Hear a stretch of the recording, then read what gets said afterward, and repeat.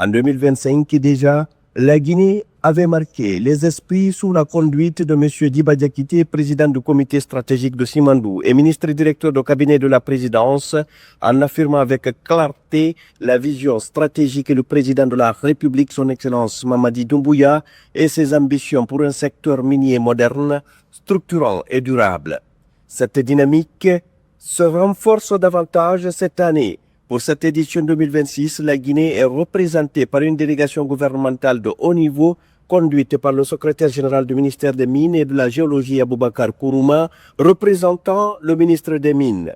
La délégation comprend notamment Maïmouna Diarabi et Ali Seydou Bassouma, conseiller à la présidence, Daouda Diakité, conseiller principal du ministre des Mines, Mamoudou Nanya Lembari, président du conseil d'administration de la compagnie de Transguinéen CTG, Moussa Berité, directeur général adjoint de la CTG, Ibrahima Abé Diallo, administrateur général de la CGP, ainsi que plusieurs autres personnalités du secteur. La cérémonie d'ouverture a donné le temps d'une semaine intense de réflexion et d'échange, réunissant des leaders mondiaux, investisseurs, institutions financières, opérateurs miniers et décideurs politiques autour du thème « Plus fort ensemble, le progrès par les partenariats ».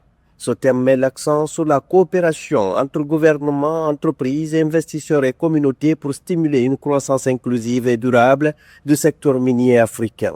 Les discussions ont porté notamment sur les perspectives des matières premières, le rôle des minéraux critiques dans la transition énergétique, ainsi que le déblocage de l'industrialisation par la fabrication de pointe.